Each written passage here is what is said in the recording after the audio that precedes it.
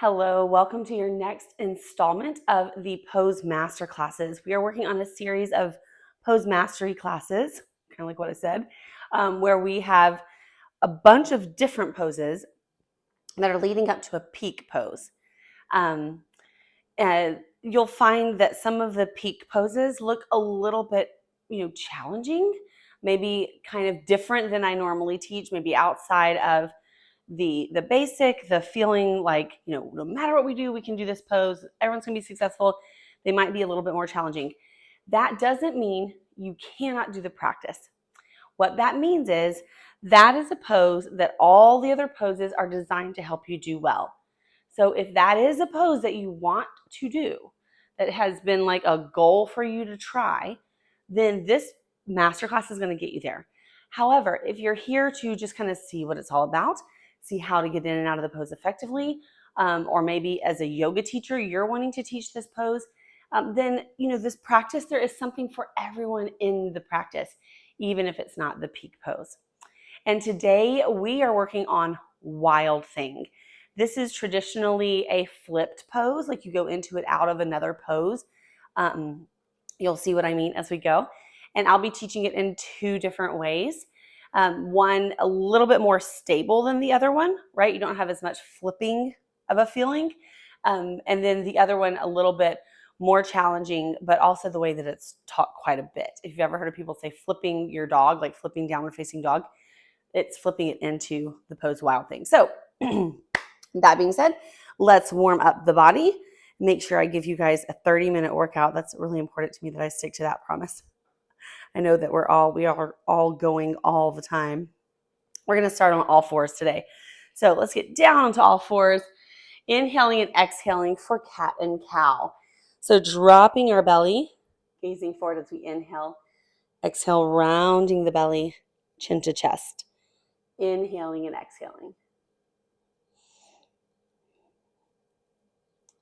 Now this pose has a lot of stabilizing components to it, meaning core stability is really important. Remembering that core is not just, our six pack. Core is everything from about our knees to our shoulders, just not our extremities, right? Like not our head, not our arms, not our legs, except what kind of legs? Because glutes can really play a huge part in core strength. From here, finding all fours again, we're going to reach and hold right arm, left leg. Exhale, release. Inhale, reach and hold left arm, right leg. And exhale. Good. Inhaling and exhaling.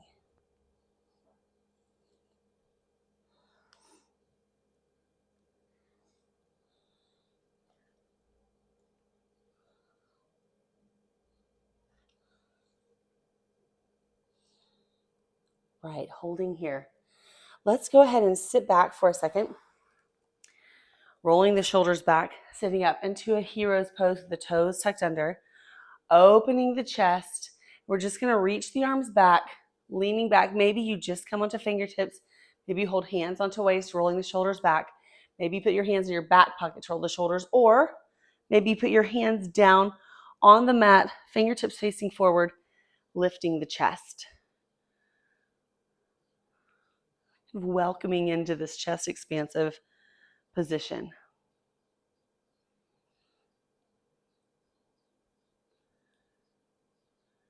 Good, coming here. Now, taking right fingertips toward the knee, left fingertips away, just working on stretching this hand, this wrist.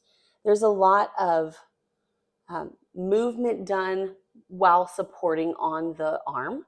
So we like to get the wrist ready to go. Switching, right fingertips forward, left fingertips in. Moving towards you so you can kind of see what's going on here. I'm just pointing those left fingertips in toward my knee.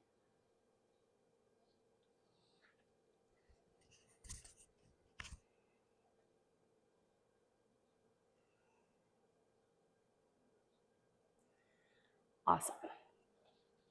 From here, tucking the toes under, sitting back, waking up the feet. Getting the little toes involved here, lifting the chest.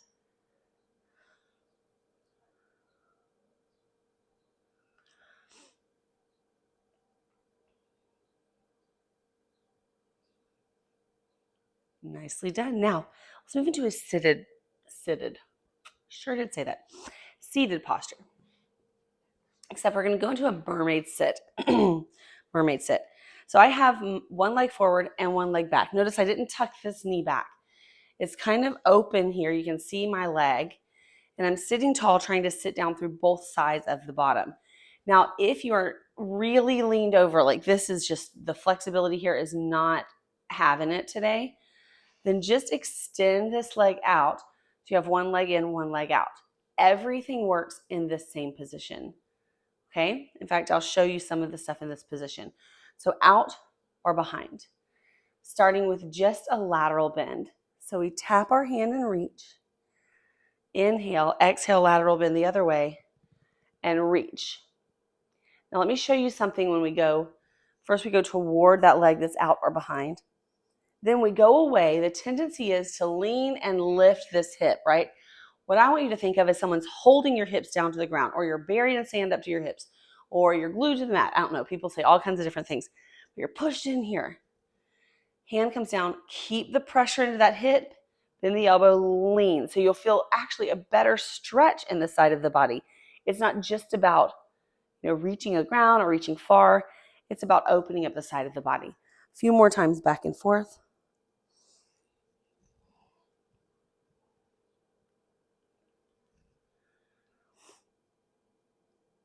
Now let's keep ourselves with a hand down away from that extended leg where we just talked about. And instead of letting the hip fall down, let the hip rise up. Pushing, pushing, pushing until you're lifted off the mat. You can let the gaze come behind you looking at your hand. With the leg behind, same thing, pushing, sending the hips forward, gazing, and we're just going to take this arm that's traveling to the sky, kind of follow it. See if we can look behind our body. That's going to feel very similar to our wild thing pose today. And exhale, release. Beautiful job.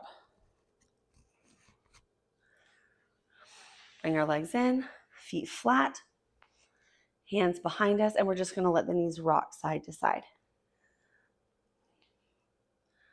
Another hip release, another hip opener.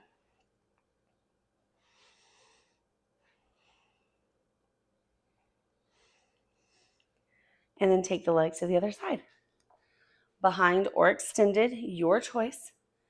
This time showing more with the leg behind, sitting tall, arms out, lateral bend. Exhale and inhale.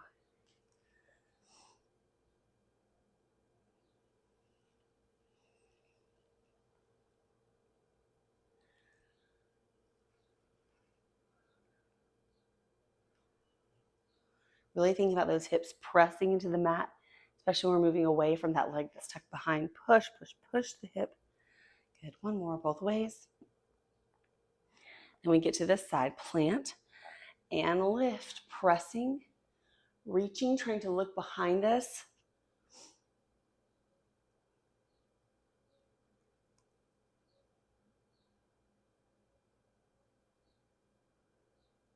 And sitting. Beautiful. From here, taking this back leg, planting the foot, hugging for a spinal twist. So we're rotating behind our body. Show you a little bit of what we're doing here. That's our twist. Relax the hand onto the ground or come to the fingertips, but make sure we're sitting tall before we're twisting, just waking up the spine.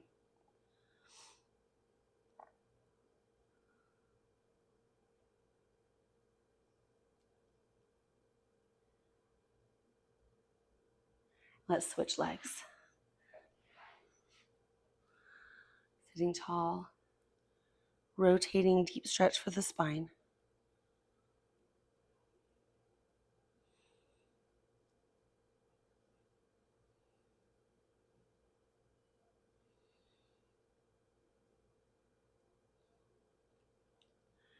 Good. From here, let's move face down on the mat. Now, I'm going to explain what's going to happen in kind of a seated position so you can see what's going on.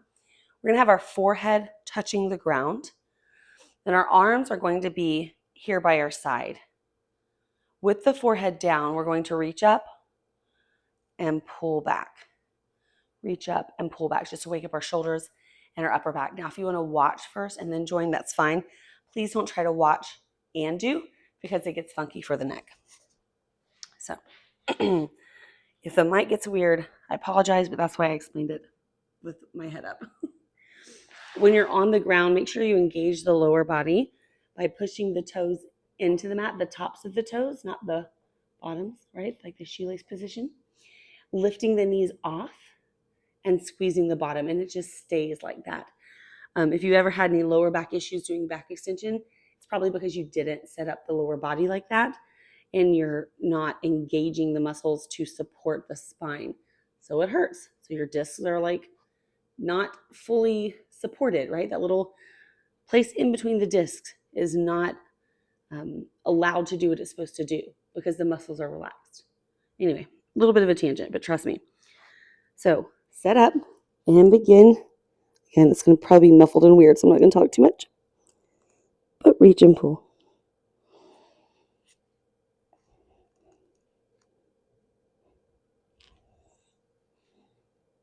Seeing how far we can reach the arms forward and how far back we can pull the elbows.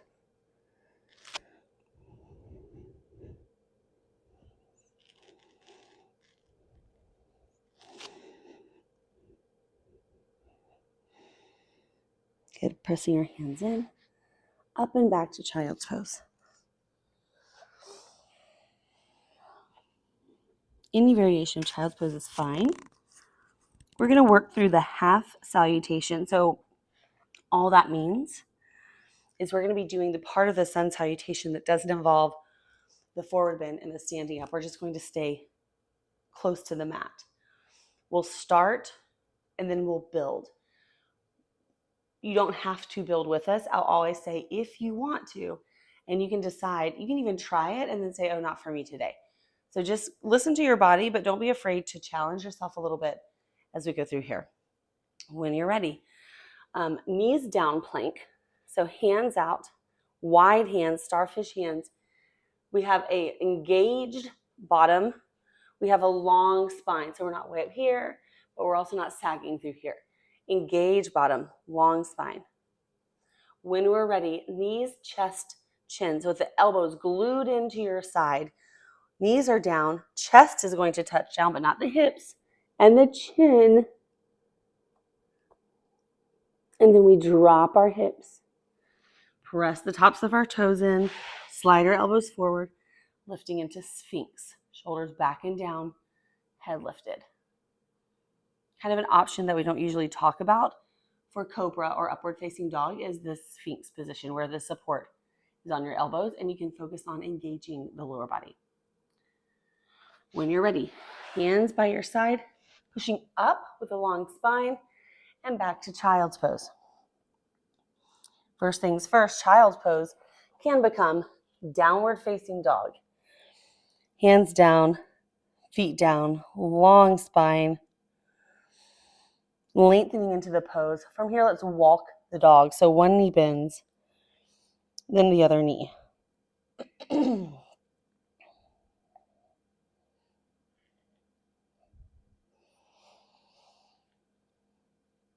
From downward dog, we inhale to plank. Drop our knees to kneeling plank. Lowering into knees, chest, chin. Dropping the lower body. This time, inhaling into baby cobra. So our hands don't move. And we lift high, but we don't push with the hands, right? They could lift off and nothing changes. It's just about engaging the lower body, no pushing. Exhale, down dog. This time, lifting the left leg as high as we can. If we're in child's pose, we can just stay here. This is going to prep us for wild thing though. Bending the knee, like that foot is flexed, flat foot. Then we're going to push back behind our right side, looking under the left arm, opening that hip. Kind of playing with the balance of it too. Getting back to center, extending the leg, putting it down. Inhaling to plank. Now we can drop to a kneeling plank if we want, or we can shift forward and lower down into chaturanga. Nothing else touches. We hover, we hover, we hover. We drop and we lift. Isn't that nice? It's a lot of strength for the arms there. Baby cobra or full cobra, again, engaging the lower body. We can push, getting a little bit of a back bend, long neck. Releasing, pressing back into downward facing dog.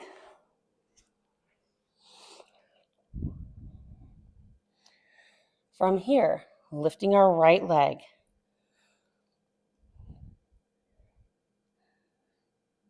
Bending the knee. Foot is flexed, kicking back behind our left side, looking under our right arm.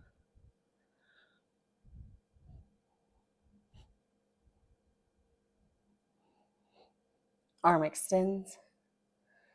Leg comes down. Shifting forward for plank. I'm sorry, I've got to adjust the mic here. Lowering down, chaturanga. Then lifting up. Last option here. Cobra or hands push, toes push. Everything else comes off. Upward facing dog.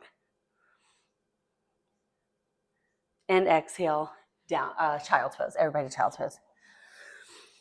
I'm going to try to readjust my mic here. This is going to be the most challenging part of this video because I'm flipping all around.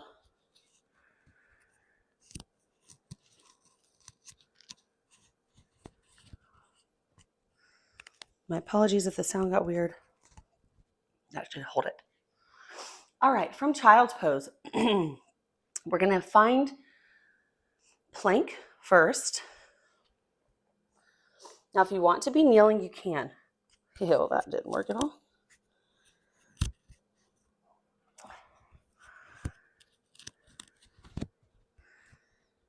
All right, nice, okay. So plank, you can be kneeling. Then we're going to move into side plank. In fact, you know what? Let's all kneel into plank. Let's all kneel into plank. Pick a side, kneel, knee down, shift to side plank. Because we don't actually have to be in a full side plank the whole time. I'm going to show you a couple different ways that you can set yourself up to practice this. So first, from full side plank, reach, and I just want you to open, from kneeling side plank. Oh my goodness, my bad. Just want you to reach back and kind of feel the support in the back bend with the hand down.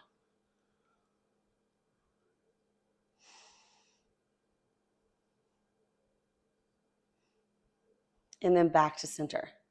Now lowering the hips, we're going to bring that extended leg in. So we've got one leg kind of tucked in, the leg that was extended. Now from here, pressing up again into side plank, pushing through this foot. And if you want, you can extend that leg that was behind, opening to a little bit of a back bend for our first wild thing. Lowering the hips down, bring the leg in, and sitting up. Yeah, it's a lot for that supporting arm, but I like to get to it from side plank first because it feels a little bit more stable and you have your support there the whole time. Now, opposite side. First things first, lifting up into side plank and taking that back bend with the arm support.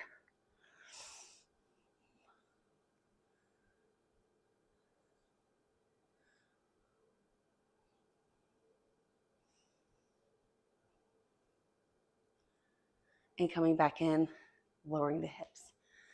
Extended leg, bent. Okay, we're tucked here. Now, feel free to give yourself some room, especially if you're gonna be pulling that leg out from underneath. You don't wanna get it stuck. So give yourself some room if you need to. And then when you're ready, pressing up, pressing through that leg, lifting if you want, extending the bottom leg into wild thing. kind of reaching back with the arm. Give yourself a little more openness here. And then lowering and bringing it in. Wonderful, wonderful, wonderful, wonderful job. We are going now into flipping our wild thing out of a downward facing dog. I'm going to show you, and then I'm going to walk you through it on both sides. The reason for that is if you're trying to watch me and do this, it becomes really hard, really fast. So I'm going to do it once, show you. I think I'm going to flip toward you. Yes. And then I will walk you through it. So we're going to focus on right first. Like the right leg is lifted, the right arm comes over, everything. And the reason I say that is so I can talk sides, right and left. You'll begin in downward facing dog. I'm going to give you plenty of time in each pose, so I'm going to go a little quicker than you will. Then you'll end up lifting the right leg to the sky, finding your balance, flexing the foot and kicking. You know we've already done this. From here, we're going to plant the right foot. As we do that, the left toes turn to the back and the right arm lifts. And then we press up to the sky and back into wild thing. Now this gets to be a lot, so feel free to sit and rest here. Like, okay, I did that flippy thing, felt crazy, and I need to rest before I go anywhere else. So you can rest here. In fact, you don't have to flip back over. You can just come back into down dog from this position, right? You can just come back into down dog. However, if you're flipped, that left leg's extended, the right leg's down, let's say you're even still up and you want to come back into down dog. Use the energy in this leg. Plant the toes in the left leg. Get that leg up to the sky, hand down, and then back to down dog. We recover in child. You can take some wrist twists. So you can be down here in any way that you like. Okay, I'm not going to do anything, so don't feel like you have to watch me. Just listen. Finding downward facing dog. And again, if you decide you want to stop and not go all the way through this, that's fine. This is up to you. This is your practice. First step is to lift that right leg. Try not to work ahead. I'm going to pace my talking for a reason. Then you flex the foot and you kick back over the hip. You're kicking back over the left side, and your right hip is the one that's opening up out to the side. It's like it's getting ready to go behind. When you're ready, as you start to release the leg over, stay strong through the left leg. Pointing the toes are going to start to turn, reaching back with the right arm until that right foot lands. Then push the hips to the sky. Reach the arm back, looking behind you, opening the chest, squeezing the bum to lift higher. Make sure we're supporting. It's not all about the arm and the leg. You're squeezing the bum, you're lifting the chest, you're zipping the belly. Again, if you need to take a break here, you can sit down. Then we're going to find ourselves back into down dog, either just going there from a seated position or kicking back over, landing the hand, finding down dog, and releasing back into child's. Beautiful. I'm actually just going to talk you through the other side. I realize you don't necessarily need to see it twice. Kind of know what's coming up, right? Just everything's going to be on the opposite side. I'll feel a little off balance, but I don't want to waste your time. When you're ready, when you've recovered, make sure we're taking some wrist circles, guys. Protect the wrist, make them happy. Release the wrist, doing that little thing, right? Press up, press down. Okay, when you're ready, back into down dog.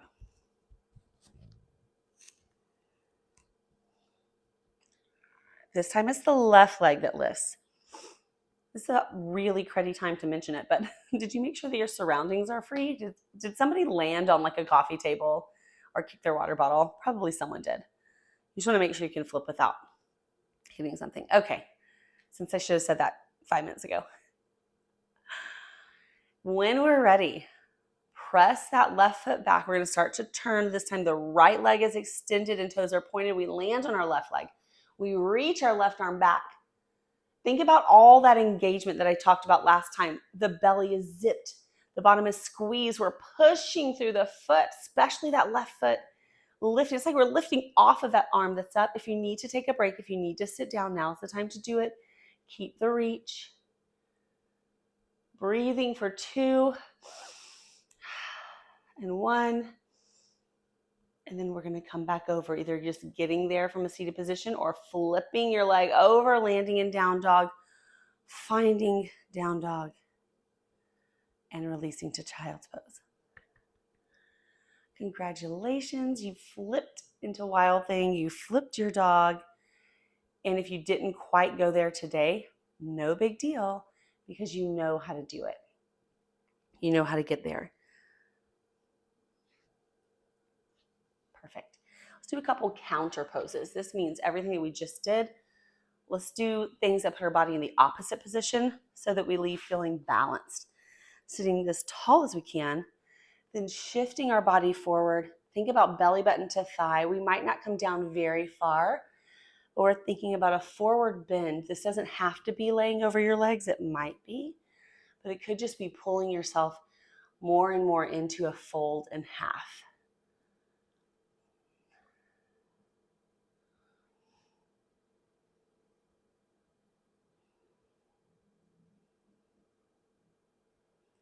And when we're ready, we're going to lower all the way to the mat. Just like to shift my bottom forward a little bit, hold on behind my legs, roll down. We're going to do half happy baby pose. So with one leg bent, you can bring the other leg, holding onto the back of your thigh, into your, kind of bring it closer into your chest, into your armpit area. Now there's more that we can do here.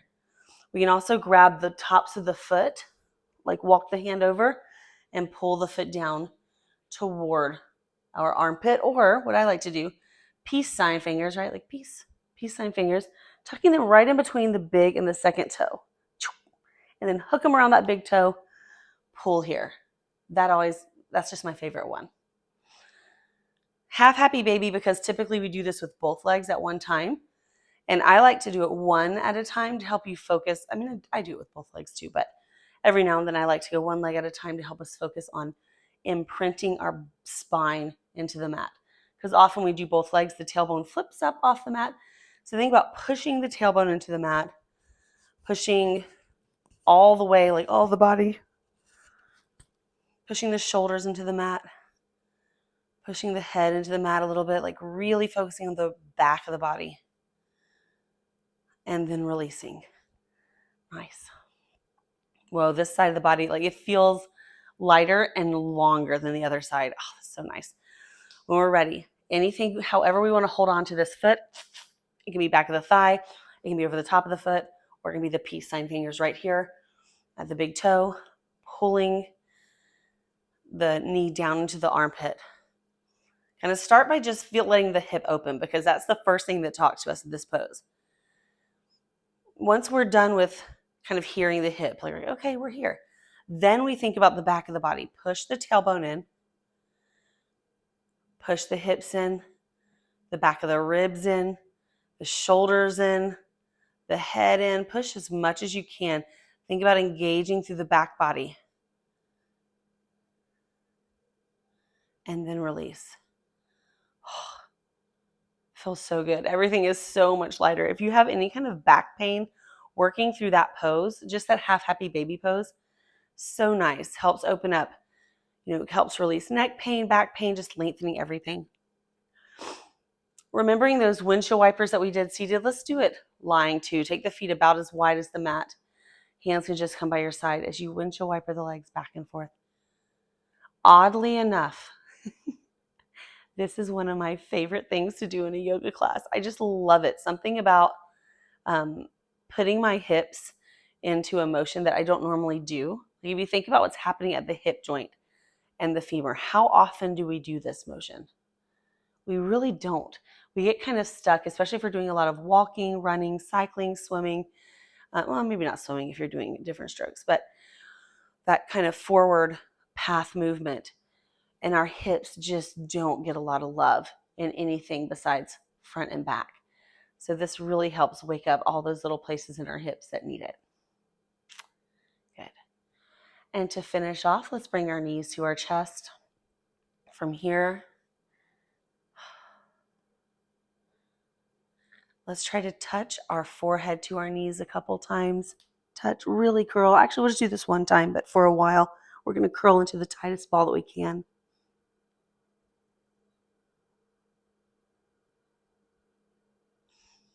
And then release. From here, holding both knees, press the head into the mat. Press the back of the shoulders into the mat. Press the tailbone into the mat. And then roll to our side. And then roll up to seated.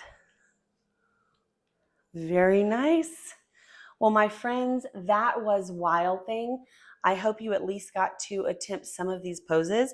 And if you're a yoga teacher and you're watching this thinking, oh, I would love to incorporate that in my class, remember that every single thing we did today led up to Wild Thing. You can use this 30 minutes, kind of throw in a sun salutation or throw in other things and make this into a full hour class. You don't have to go this pose to this pose to this pose to this pose.